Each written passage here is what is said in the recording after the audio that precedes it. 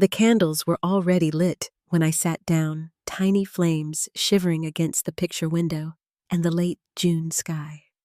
The good plates were out white porcelain with the silver ring, and the pot roast steam carried pepper and rosemary through the room.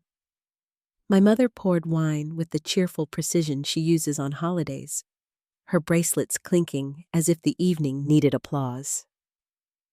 My sister stared down at her phone, grinning the screen, throwing a cool blue light across her face. My father carved meat into careful, quiet slices, each one the same width as the one before, like that symmetry might keep us from sliding off the table. No one said grace, but we ate like there was a ceremony I hadn't been told about. "Okay," my mother said at dessert, voice pitched bright, almost glittering. "I have a surprise." Her iPad spun on the oak, the screen bright as noon, a turquoise ocean, palm trees, white umbrellas lined like teeth along a private beach. "Royal Hawaiian Gold Coast Resort," she announced. 5 stars, 2 weeks, private beach, breakfast buffet. The works. Vanessa squealed, clapped once, and tossed her hair the way she learned from social media. "Oh my God, Mackenzie went there last year. Her photos were insane." I smiled because that's what you do when a wave comes. "Wow," I said. "When do we leave? I should tell my manager." Silence is louder when forks are still in hands. My father set his down and reached for his water. My mother put a palm on the table like she was calming air. "Oh, sweetheart," she said, sympathy already layered in. "This trip is for Vanessa. She needs a special break before college." My smile held for a second too long and then slid. "What about the family trip we always—" "This is the family trip," she said, and patted my hand like I was 8 and asking about dessert too early. "You'll understand when you're older." The room did a slow tilt, the chandelier swaying in my peripheral vision. Somewhere, the refrigerator motor clicked on and hummed like a small animal.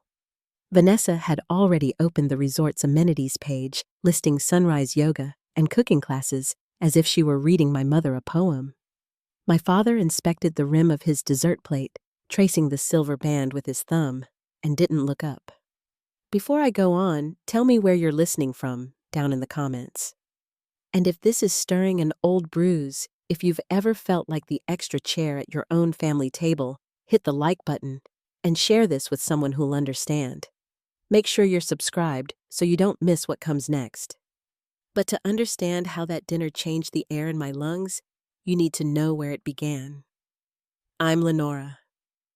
23. I stock shelves at Riverside Books and take evening classes at Riverdale Community College, where the hallways always smell faintly of pencil shavings and old heating vents.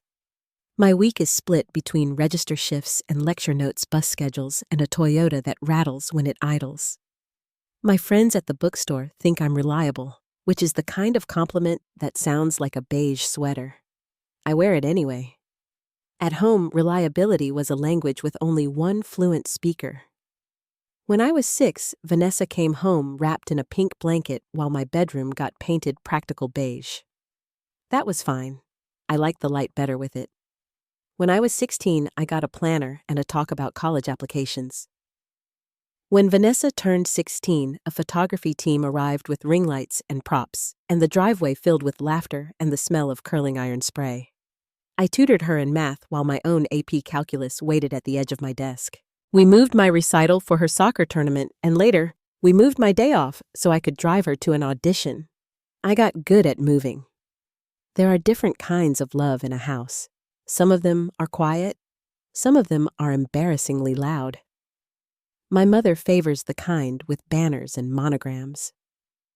My father believes in chairs that don't wobble and paychecks that don't bounce. Grandma Ruth believes in second slices of pie and letting a person finish a thought. If there's a scorecard, I never saw it. But I learned the rules. Early applause travels to where the light is already shining.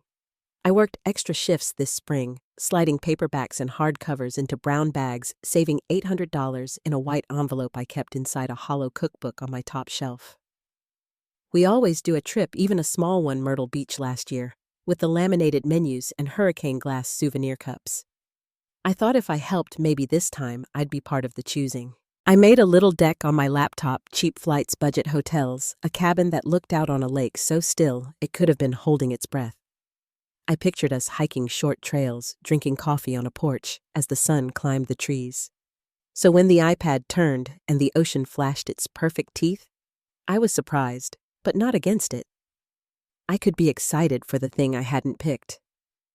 "When do we leave?" I asked, ready to count days on my planner. My mother's smile didn't move, but her eyes softened into something heavy. "She needs this," she said, meaning Vanessa. "Transitions are hard. I'm transitioning too," I said, careful not to sound like I was pleading. "I'm transferring to state if my credits line up." She patted my hand again. "Different situation." "Because I'm paying for it myself," I asked, and my voice did that wobble that embarrasses you even when you know you're right. My mother exhaled and looked at my father like she was cueing him. He cleared his throat. "About the savings," he said. "We had to borrow from that account. Temporarily. The room deposit was higher than expected for the ocean view." For a second, I thought I'd misunderstood. The savings was small graduation money that had trickled down with emergencies enough this fall to cover textbooks and the gap between grants and tuition. I felt a neat line of heat climb up my neck, the kind that makes you laugh when you shouldn't. "You used my education money for a view," I said, and the question hung there like steam off a winter breath. "Don't be dramatic," my mother said, a little edge slipping through the silk. "We'll replace it in the fall when your father gets his bonus. Everyone takes small student loans. Everyone doesn't have their mother tell them they're too old to be included and too young to complain," I said. But it came out softer than it sounded in my head. She leaned back, settled her napkin across her lap, and arranged her face the way she does when she thinks she's teaching. "You know what your problem is, Lenora? You keep score. It's very unattractive. Be happy for your sister." The fork in my hand felt heavy. Across the table, Vanessa blinked up from her phone, confusion plain like she'd walked into a conversation in a foreign language. She wasn't cruel. She was fluent in a different weather. I excused myself to the hallway bathroom, shut the door, pressed my palms to the cool sink. The fan vibrated the mirror like a heart beating underwater. I splashed cold water on my face and counted to 20, then 10 more. When I looked up, my eyes were the kind that rim red fast, the kind you learn to fix with cold spoons and concealer if you want to avoid another lecture. Back at the table, they'd moved on to excursion options. "Sunset catamaran," my mother was saying. "Apparently, it's a must." I said nothing. The cat purred around my ankles like we shared a secret. The next morning, I drove back for breakfast because habits come with their own seatbelts. My mother had brochures spread like wings across the counter. "We'll need you to house sit," she said, not looking up. "Just make it look lived in. Water the ferns on Tuesday and Saturday." "I have work," I said, "and summer classes." "You live 20 minutes away," she said, finally glancing at me. "It's not a big ask. Sometimes injustice doesn't arrive like a slap. It shows up like a list." I changed the subject because I still believed in reasonable people. "I got my financial aid letter," I said. "I'll need to access what's left in my graduation account." That was when my father told me about the temporary loan. That was when the room did its tilt. That was when I asked if my education mattered less than an ocean view. That was when my mother said jealousy, like a diagnosis she'd finally confirmed. My father asked me to keep the peace. Like harmony was a vase I kept knocking over. I drove Vanessa to voice lessons at 4 because the calendar still owned me and parked under a maple tree that had outgrown its square of soil. We didn't talk much on the way home. She hummed scales under her breath and sent a voice memo to her coach. At a red light, she touched my arm. "You okay?" she asked, small, sincere. "I will be," I said, and meant it and didn't. That night, I went hunting for my childhood photo album. It usually lived on the family room shelf between the Christmas movies and the thick cookbook we never used. The space was empty, a rectangle of dust. I found it downstairs on my mother's crafting table under a lamp that made everything look too warm. Next to it lay a brand new scrapbook with Vanessa's Hawaiian adventure stamped in gold. Along the edge of the table, my life had been trimmed into scallops, me in a striped bathing suit bent over a sandcastle, me on a blue foam noodle at the community pool, me and my father both squinting at the same horizon. There's a kind of cold that starts in your ribs. I sat on the stool and turned pages with my fingertips, counted the absences, the little white corners left behind. I thought about how easy it would be to glue my childhood to someone else's vacation and call it festive. I thought about the planner on my dresser with boxes filled by other people's needs. I thought about the hollow cookbook on my shelf, about the envelope that still held my careful winter. Upstairs, the hall light went off. Pipes groaned and settled in the walls. The house was breathing its usual breath. In the next room, my mother's suitcase lay open across the quilt. A stack of sundresses waited in bright, obedient piles. A printed itinerary stuck out from a pocket like a tongue. I stood there in the doorway listening to the click of the air vents and the insect chorus seeping in through the window screen, and it felt like being a guest in a museum exhibit about a family that looked like mine. I took my album back to my old room and slid it under the bed like a child hiding treasure. I lay down and watched the fan wobble a fraction with each turn. People always talk about anger like fire. Mine felt like water pressing at the seams, steady, patient, impossible to ignore forever. I thought of Grandma Ruth's garden, the way she clipped roses with a practiced snip, how she'd hand me the spent blooms and say, "Not everything that's pretty is still feeding the plant." Sometimes, injustice is the moment you realize you're pruning yourself to keep someone else in bloom. I turned off the lamp. The room went soft, the kind of dark that only happens in a house that knows your footsteps. In the quiet, a decision stood up in me and didn't sit back down. It didn't have words yet. It didn't need them. It reached for my attention the way a steady hand reaches for the railing on the first step down. In the morning, I would drive to work like always.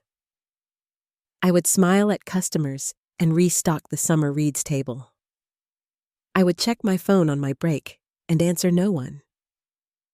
But something in me had already stepped into the hallway and set its palm against the front door, testing the weight of it, learning the sound it made when it closed.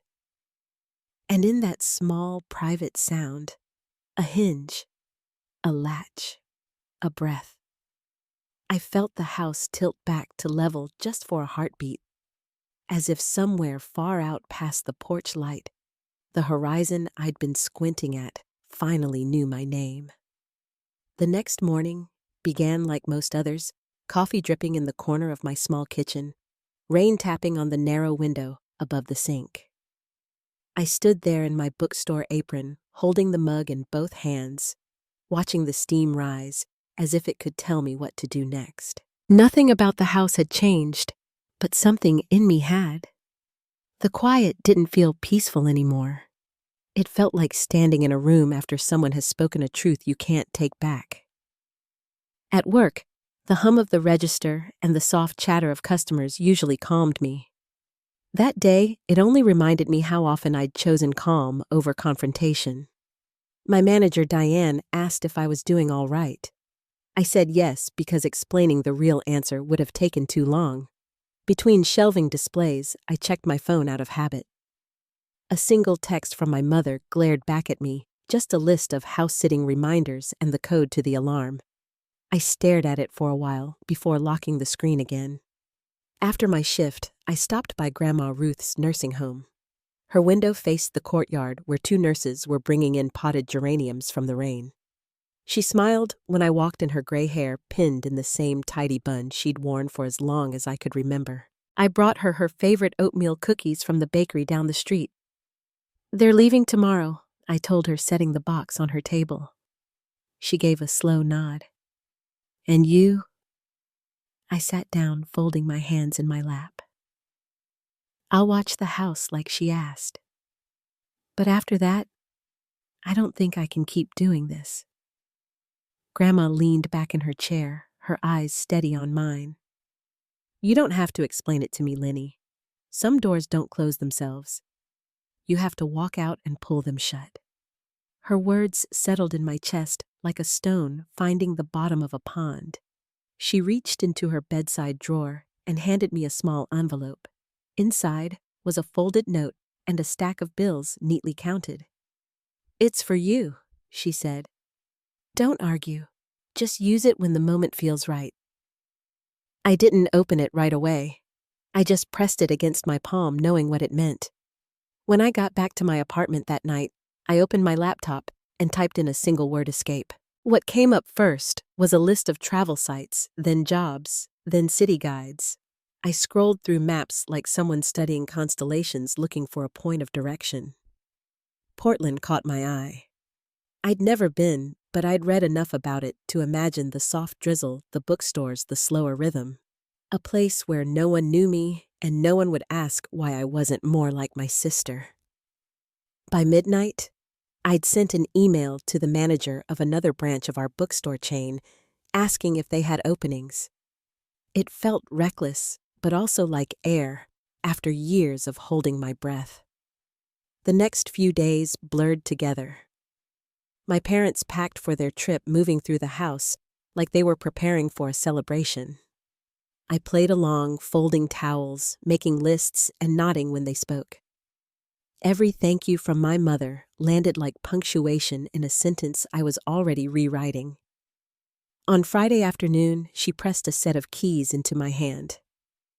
Check the mail every other day, she said, and water the plants in the den. They can't survive long without attention. I thought about correcting her that plants weren't the only things that couldn't survive neglect. But I just nodded. My father offered a quick smile, the kind that asked for peace more than it offered love. That evening, I stayed in my old room pretending to sort boxes of childhood things while they finished their last-minute packing. Under the bed, the photo album waited, tucked behind a stack of old textbooks. I pulled it out, turned one page, then another, tracing the empty white corners where pictures had been torn out. Each gap looked like a wound that had healed badly. At dawn, the house was already humming with movement. Suitcases by the door, travel mugs, filled voices echoing through the hallway. I helped load the car, listening to my mother talk about the resort's breakfast buffet as if she were describing paradise. My sister hugged me quickly, smelling like coconut lotion and something bright. Don't forget to check the plants, my mother reminded again as she closed the trunk. I won't, I said. When their car finally turned the corner, silence filled the driveway like fog. I stood there for a long moment before going back inside. The kitchen felt hollow. The coffee maker was still warm from their last pot. I placed the keys on the table, my key among them, and stared at it. That single piece of metal had once meant belonging. Now, it felt like permission. I packed my car with the same care I used to stack books on display shelves. Essentials, first clothes, documents, Grandma's quilt, my laptop, the small envelope she'd given me.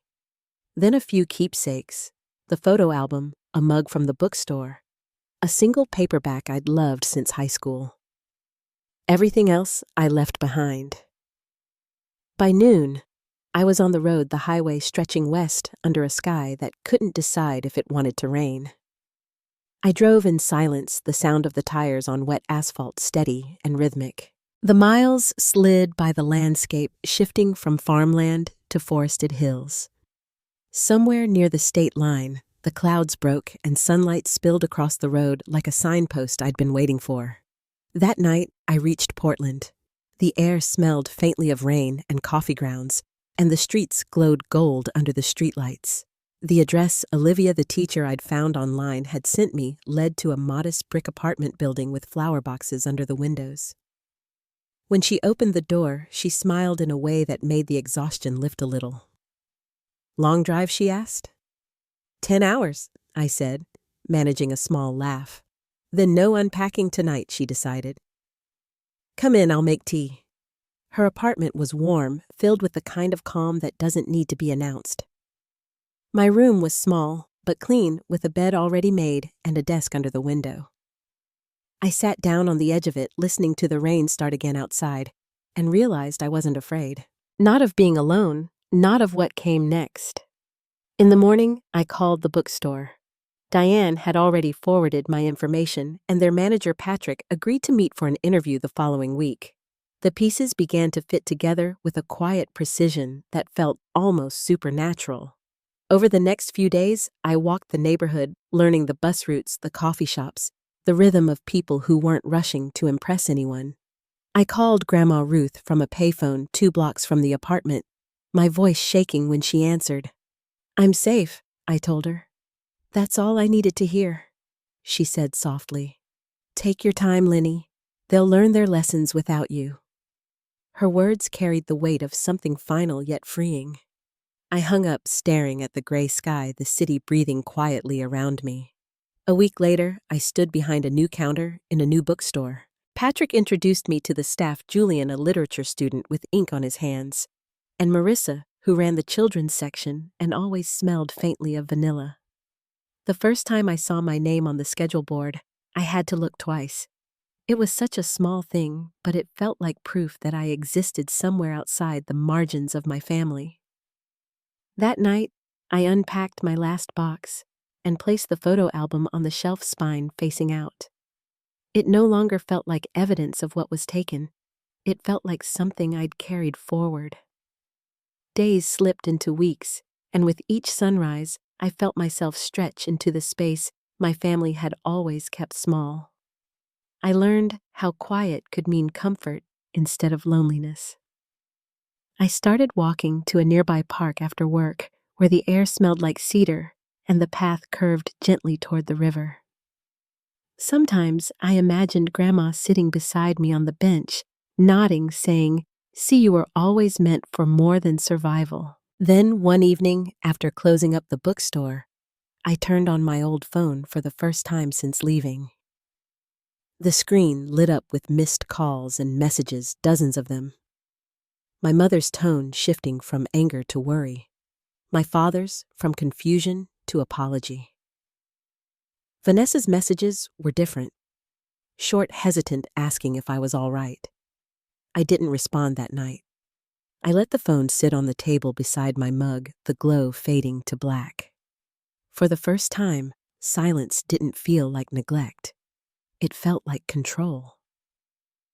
The next morning, sunlight streamed through the blinds in stripes across the floor. I made coffee and opened the window, letting the air move through the room. Somewhere outside, a church bell rang, marking the hour. I thought about the kitchen table back home, the one where I'd left my key, and wondered if my mother had noticed the note beside it. Maybe she had. Maybe she hadn't. Either way, the decision was mine now, and that truth carried a piece I hadn't known before. Later that day, I texted a single message from a new number to the only person I still trusted to hold it gently. I'm safe. Don't worry. I'll call soon. It wasn't much, but it was enough. That night, as the city lights shimmered against the wet streets, I lay in bed listening to the rain slide down the window. For the first time in years, I didn't rehearse explanations or apologies before falling asleep. The world outside went on quietly, and so did I, steady breathing and free. The days that followed settled into a quiet rhythm I hadn't known before. Mornings began with the smell of coffee from the kitchen and the soft sound of Olivia's shoes on the tile floor as she left for school. I liked that she didn't ask many questions. She seemed to sense I was still learning how to breathe again. Some evenings, we shared dinner, simple things like pasta or roasted vegetables, and traded stories about the people we met that day. The apartment felt like a small island where no one expected me to prove I belonged. At the bookstore, Patrick turned out to be the kind of manager who noticed things without making a show of it. He'd nod when I reorganized a display or stayed late to check inventory, and that was enough. Julian and Marissa became my quiet anchors. Julian always had a pen behind his ear and a notebook full of half-finished poems. Marissa's laughter carried through the aisles like sunlight breaking through dust. I started to feel the edges of my life smooth out, as if the constant friction I'd lived with had finally eased.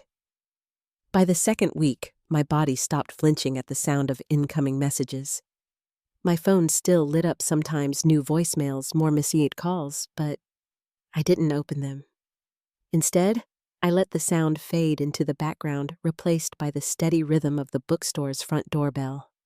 It was the kind of peace that didn't come all at once, but grew like ivy, slow and quiet. One afternoon, I was shelving new arrivals when Julian wandered over, holding a cup of coffee. "You should join us for trivia night," he said. "Every Friday, same pub. Low stakes, bad prizes."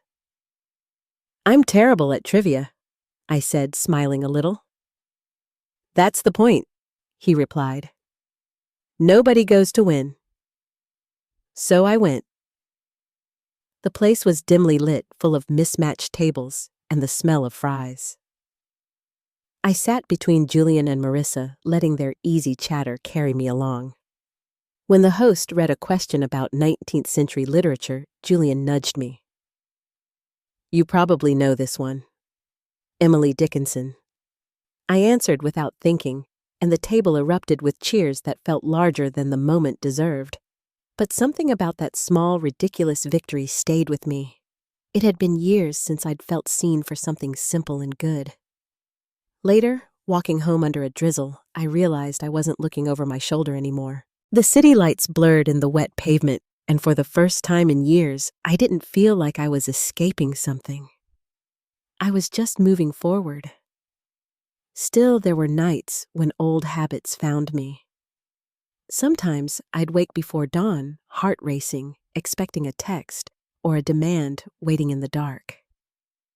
On those mornings, I'd make tea and sit by the window, watching the mist roll between the buildings. I'd remind myself that distance wasn't selfish, it was survival. 3 weeks after I arrived, I finally turned my phone on long enough to read through the messages. My mother's tone shifted as the days went on, from sharp to frantic to pleading. My father's were shorter always, some version of "please call." "We're worried." But it was Vanessa's that caught me off guard. She'd written, "Are you okay? Mom's losing it. I don't understand what's happening, but please be safe." Her words didn't carry the entitlement I was used to. They sounded like fear, raw and uncertain. I typed a single message back. "I'm safe. This isn't about you. I'll explain someday." Then I powered the phone off again. That evening, I called Grandma Ruth from a borrowed number. The sound of her voice loosened something tight inside me. "They're in chaos," she said, and I could almost hear the satisfaction under her concern. "Your mother's been calling everyone. She even stopped by the bookstore." "They'll calm down," I said quietly. "She'll spin her stories, Lenny. She always does. Just don't let them pull you back with guilt." "I won't." I promised, though a part of me knew how easy it was to fall into that familiar gravity. A week later, I started therapy at a small clinic 2 blocks from the apartment. The office was painted a soft blue that reminded me of river water. Dr. Winters listened more than she spoke. When she finally did, her words were measured and kind. "What you're describing is a classic imbalance," she said. "Golden child and scapegoat. One praised to preserve the illusion, the other burdened to keep the peace." Hearing it said aloud was like someone naming a shadow that had followed me for years. "I always thought I was overreacting," I admitted. "You weren't," she said. "You were surviving." I walked out of that session lighter than I'd gone in. For the first time, the past had a shape that wasn't my fault. Work became more than just work after that. Patrick started trusting me with scheduling and inventory reports. Julian and I began planning small book events, local authors, community readings. When my name appeared on a poster for the first time, It felt like reclaiming a part of myself I'd forgotten existed. On weekends, Olivia and I explored the city. She had a habit of stopping at every street musician, dropping a few coins and smiling as if the world owed her nothing but music. One Saturday, as we watched a cellist play near the river, she glanced at me. "You look different lately," she said. "Better or worse?" "Better," she said, like someone who finally exhaled. It was true. The days had shape again. I read before bed, cooked real meals, took long walks without needing a reason. I wasn't chasing approval anymore. I was learning what quiet joy felt like. Then one afternoon, Patrick called me into his office. "There's a regional event next month," he said. "Author signings, workshops, networking. You've earned the spot if you want it." It wasn't Hawaii. It wasn't luxury. But it was opportunity mine, chosen and paid for with my own work.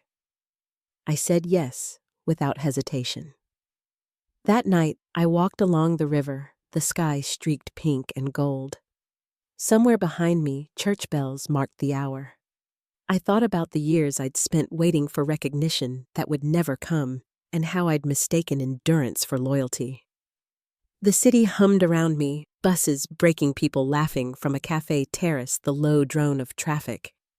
It all felt wonderfully ordinary. Back at the apartment, I opened my laptop and started my application for Portland Community College's transfer program.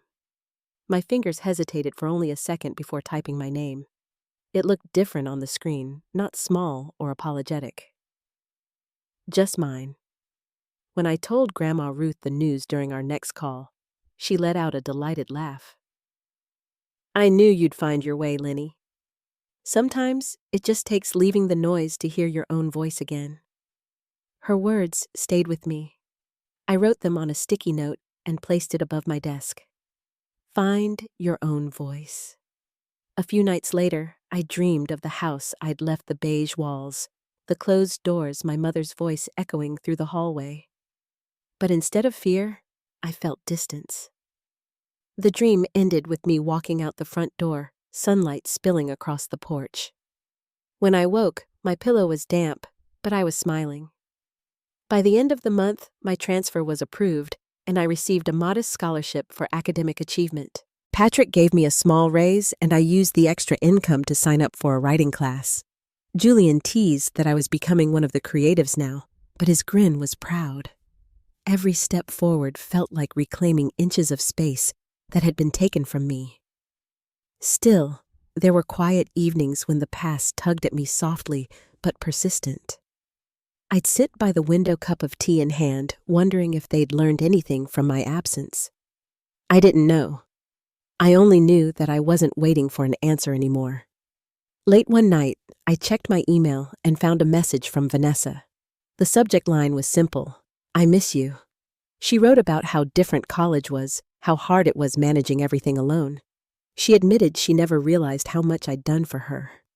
Reading her words was like hearing a song from another lifetime. I didn't reply right away.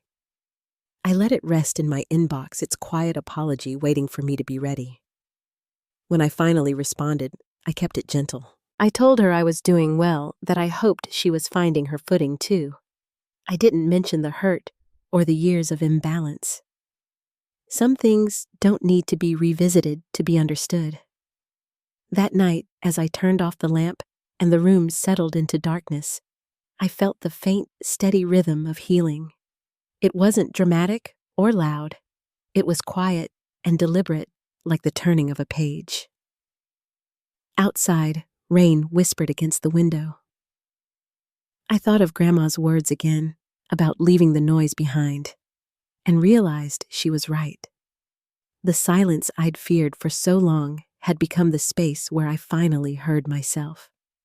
And somewhere deep inside that silence, a small part of me began to believe that peace, once found, could be kept. The morning began gray, with low clouds brushing the tops of the downtown buildings. I'd planned to spend my day off at the park with a book, but before I even finished my first cup of coffee, there was a knock at the door. It wasn't the gentle kind. It carried weight. When I opened it, my father stood there, same khaki jacket hair, more gray than I remembered, eyes tired. For a moment, we both just stared. I'd imagined this moment more times than I could count, yet the real thing left me wordless. 5 minutes, he said quietly, his hands raised like a peace offering. That's all I'm asking. My voice barely rose above a whisper. How did you find me? Your grandmother? He admitted. She didn't want to tell me, but she's been worried. She took a fall last week. She's asking for you. The words hit harder than I expected. Is she okay? Minor fracture? He said. She's recovering, but she misses you. I glanced past him to the street, half hoping this was a dream I could walk away from. It wasn't. We can talk at the cafe around the corner, I said finally. He nodded, almost relieved. We walked in silence, our footsteps echoing against the wet sidewalk. The cafe owner greeted me by name, which seemed to surprise him. We took a table by the window. The smell of fresh bread filled the air, but my stomach wouldn't settle. He looked around before speaking. You've made a life here, he said softly. It seems nice. It is, I answered. How's everyone? He stirred his coffee slowly, the spoon clinking against the cup. Your mother is struggling. She doesn't understand why you left the way you did. Vanessa's at Northwestern now trying to find her footing. I stared out the window at a couple walking their dog in matching raincoats. Did you go to Hawaii? I asked. He shook his head. We canceled everything after you disappeared. We thought something terrible had happened. You didn't think something terrible had been happening for years, I said quietly. He flinched, then sighed. Why didn't you just talk to us, Lenora? We could have worked it out. I did talk, I said. For years. Every time I tried, I was told I was dramatic or jealous. Every time I asked to be treated fairly, I was dismissed. He looked down at his hands, the knuckles pale. That's not how I remember it. Then remember harder, I said, the edge in my voice sharper than I intended. You stood by while Mom used my savings for a vacation. You watched her favor Vanessa over and over. I was expected to be grateful for scraps. For a long moment, the only sound was the hum of conversation around us. Then he spoke quieter than before. You're right. I failed you. It was easier to go along with her decisions than to confront them. I told myself keeping the peace was the same as keeping the family together. It wasn't. Hearing him say it didn't fix anything, but it loosened something inside me I hadn't realized was clenched. What do you want now? I asked. I want to know my daughter, he said. I can't change the past, but I'd like a chance to do better. And Mom, she wants things back the way they were, he said, looking up finally. She doesn't understand why you can't come home and start over. Because home was the problem, I said. I spent 23 years disappearing in that house. I can't go back to that. He nodded slowly. I don't blame you. He looked older in that moment, not in the way gray hair or wrinkles make someone older, but in the way regret does. Vanessa misses you, he said. She calls every few days asking if I've heard from you. I think she's starting to see how unfair things were. Really? She told me she never realized how much you did for her. That you were more of a parent than either of us sometimes. The words caught me off guard. I blinked hard, trying to keep my voice steady. I don't blame her for any of it. She was just playing the role Mom gave her. He nodded again slowly this time. She's growing up. Maybe we all are a little too late. We sat in silence after that, two people sifting through years of things left unsaid. I could feel him wanting forgiveness, but not expecting it. I'm not ready to come back, I said finally.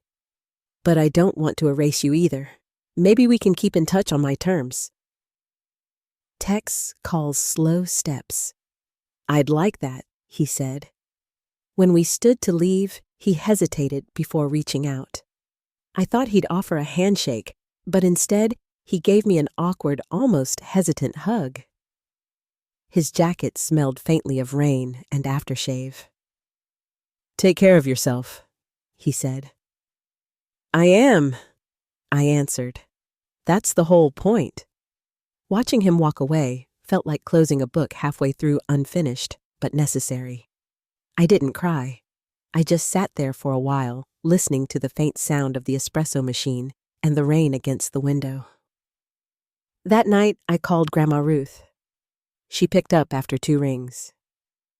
"He found you," she said without preamble. "He did," I said. "You're still my favorite co-conspirator?" She chuckled softly. I figured it was time. He looked like a ghost when he came by. "You're healing?" I asked. "Getting there?" she said. "Don't worry about me, sweetheart. You focus on building your life. You've earned it." Her voice steadied me more than she'd ever know. Weeks passed, and life in Portland grew deeper roots. The bookstore expanded its events calendar, and Patrick asked me to coordinate an author series. My articles for the college paper gained traction, and a local magazine invited me to contribute. There were nights I stayed up late writing by the glow of my desk lamp, the window cracked just enough to hear the rain. Every word felt like reclaiming ground I'd once surrendered. Then one afternoon, I opened my email and saw a familiar name, Vanessa. The subject read, "Please just talk to me." Her message was long and full of nervous energy. She wrote about college stress, how she'd assumed everything came easy because Mom always fixed it. She apologized for not seeing what I endured. She said she didn't want our family to keep repeating old patterns. I sat with it for a while before replying. I told her I was proud of her for seeing things clearly, that I hoped she'd build her life on her own terms. I said I forgave her, though I wasn't ready to come home yet. Her response came minutes later. "That's okay. I just want you in my life again, even from far away."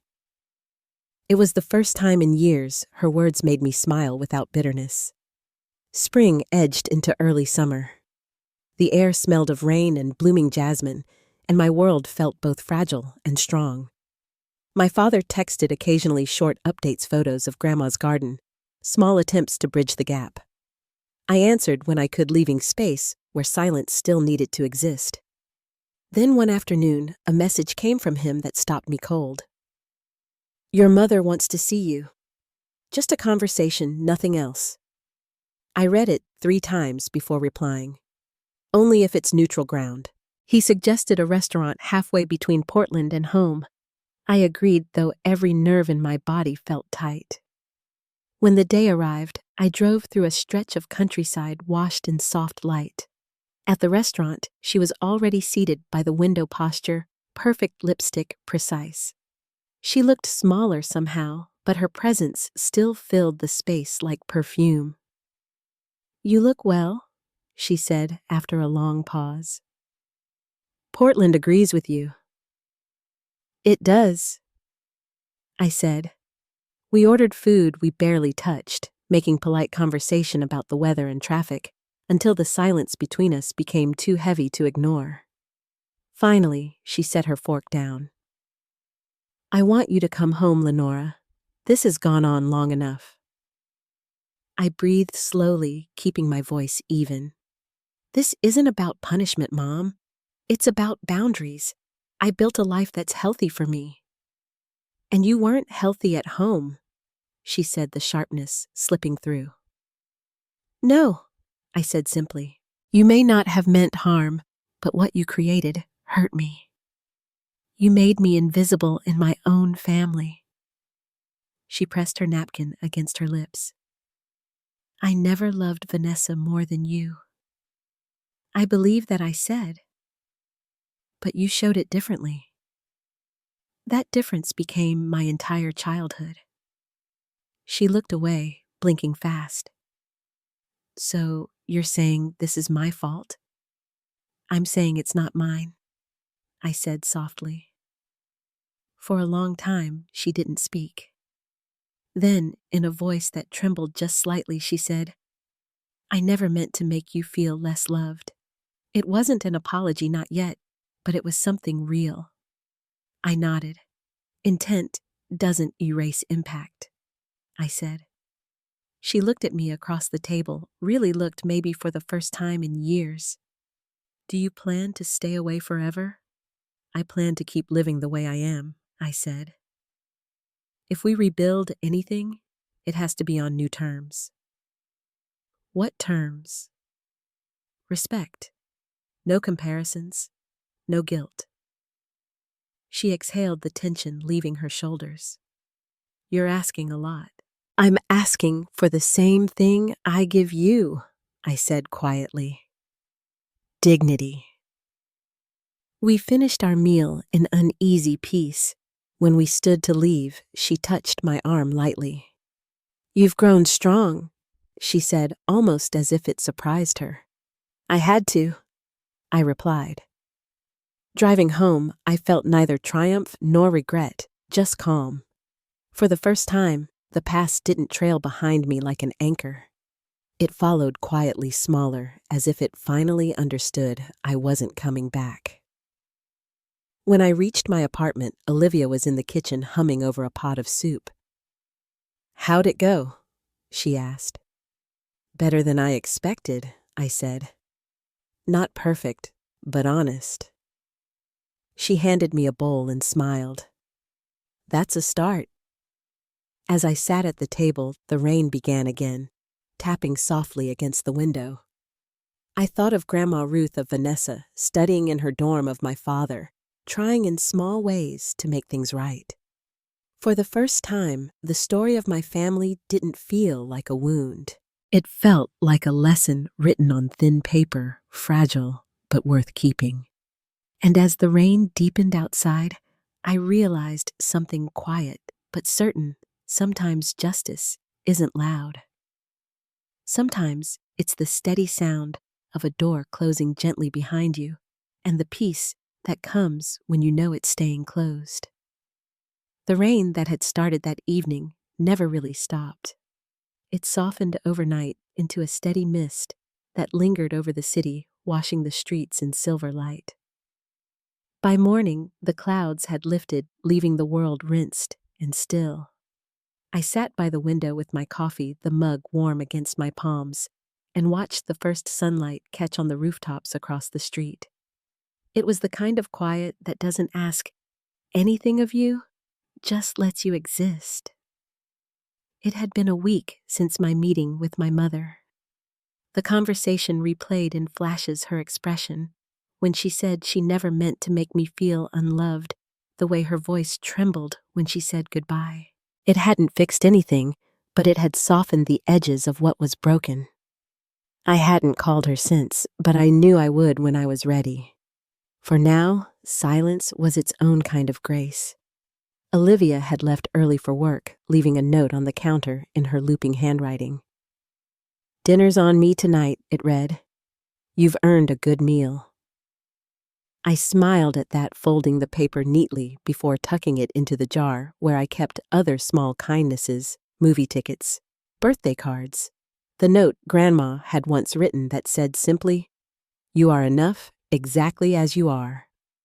The apartment smelled faintly of rain and rosemary from last night's soup. On the table sat an envelope from Portland State University, the corners still crisp. Inside was my official acceptance letter, scholarship included. I'd already framed it in my mind, not for pride, but as a reminder that some doors open quietly without anyone else's permission. Later that morning, I stopped by the bookstore. The air inside was warm and familiar, the scent of paper and coffee wrapping around me like an old friend. Patrick waved from the counter, and Julian called out that we were nearly out of the new poetry collection. Small, ordinary problems. The kind that felt grounding. I checked the stockroom and smiled when I found the last unopened box sitting in the corner. "Looks like you saved the day," Julian said, helping me stack the books on the display table. "Just doing my part," I said. He glanced at the framed photo we'd hung on the wall a few weeks ago, a snapshot from one of our author events, everyone laughing mid-motion. You know, he said, you fit here. It's like you've been part of this place forever. I didn't answer right away. I just looked around at the soft light filtering through the front windows, the rows of books that caught it in patches, the quiet murmur of customers browsing. Maybe I finally found where I was meant to land, I said. That afternoon, I called Grandma Ruth. Her voice came through the line warm and steady, the background hum of her small TV muffled. I'm so proud of you, she said when I told her about the scholarship. I always knew you'd find your footing once you stopped standing in everyone else's shadow. I think you believed it before I did, I said. That's what grandmothers are for. She laughed softly. To hold the light until you're ready to carry it yourself. I told her I'd send her a plane ticket once she was strong enough to travel. She promised she'd keep working with her physical therapist just so she could visit. Before hanging up, she said, Don't lose the peace you found, Lenny. It's rarer than gold. Her words lingered long after the call ended. Evenings in Portland had their own rhythm, church bells in the distance, the faint whistle of a passing train returning like an old song. Sometimes I'd walk with Julian and Marissa to a cafe near the park, the three of us sharing desserts and half-finished stories. Other nights, Olivia and I stayed in watching old movies with the sound low and the lights soft. The life I had now wasn't loud or glamorous. It was steady, chosen. One Saturday, I received an email from Vanessa with a subject line that simply said, Update. She'd included photos of her dorm room, her friends, the lake, outside campus. In the message, she wrote about her classes, how she'd joined a volunteer program tutoring underprivileged kids in math. It reminds me of how you used to help me, she wrote. I think I finally understand how patient you were. Attached at the bottom was a short video her sitting cross-legged on her dorm bed, smiling awkwardly into the camera. I just wanted to say thank you, she said, for everything I didn't say back then. I love you, Lenny. I watched it twice, then once more. This time, I didn't cry. I just sat back and let the warmth spread through me like morning light. When I replied, I kept it simple. I love you too. I'm proud of you. Let's keep choosing better for ourselves. A few days later, my father sent a message about Grandma's progress. Physical therapy was going well, and she'd started using her garden bench again. He attached a photo of her sitting among the roses wearing the wide-brimmed hat I'd bought her years ago. Beneath it, he'd written, She says these blooms are nothing compared to the one you've become. That made me smile. In late spring, I began writing more seriously. Small essays about quiet strength stories of ordinary people who learned to start over. Patrick convinced me to submit one to a regional magazine, and when it was published, the editor asked for another. Seeing my name printed in black ink no longer felt like validation. It felt like voice. Each morning before work, I'd open my window to the city's slow hum. The bus brakes hissing, a neighbor's dog barking, the clink of dishes in a cafe below. Every sound was part of a new kind of peace, one I'd built with both hands. By early June, Grandma was well enough to travel.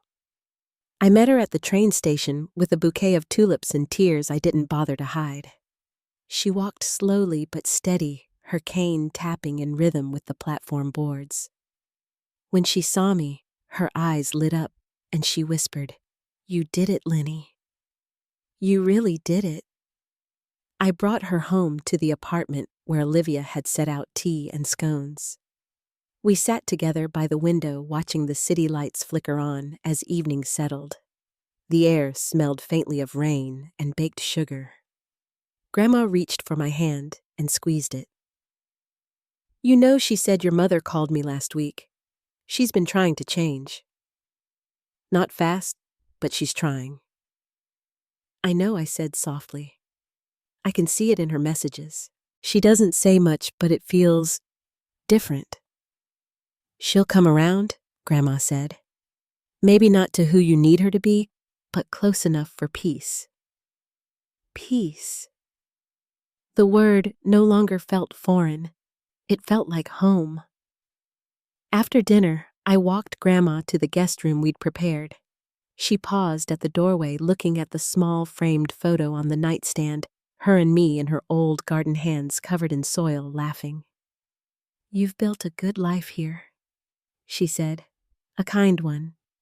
When she turned off the light, the soft glow from the hall spilled across her face, and I saw it the same look she'd given me all those years ago when she told me I was enough. Later that night, I stepped out onto the small balcony. The rain had stopped leaving the pavement below glistening like glass. Across the street, a couple walked hand in hand, their reflections moving beside them in the puddles. The air was cool, carrying the faint scent of lilacs from the neighbor's garden. Inside the apartment was quiet. My books lined the shelves, the scholarship letter rested in its frame, and the photo album, once stripped of its pages, now held new memories. The bookstore team, Olivia's birthday dinner, a snapshot of me and Grandma at the train station. My life wasn't missing anything anymore. It was full in a way I never expected. As I leaned against the railing, a single truth settled in me with absolute clarity. Peace isn't what people give you. It's what you protect once you finally find it.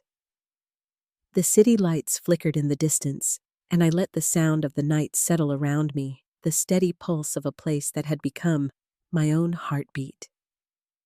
If this story found you in a moment when you're learning to put yourself first, I hope it reminds you that doing so isn't selfish. It's survival turned into strength. Tell me where you're listening from down in the comments. And if you've ever rebuilt your life one small, steady choice at a time, I'd love to hear how it felt when peace finally found you. Don't forget to like, share, and subscribe for more stories about quiet courage, second chances, and the kind of strength that never has to shout. Sometimes the bravest thing you can do is walk away from what breaks you, then stay gone long enough to become who you were meant to be.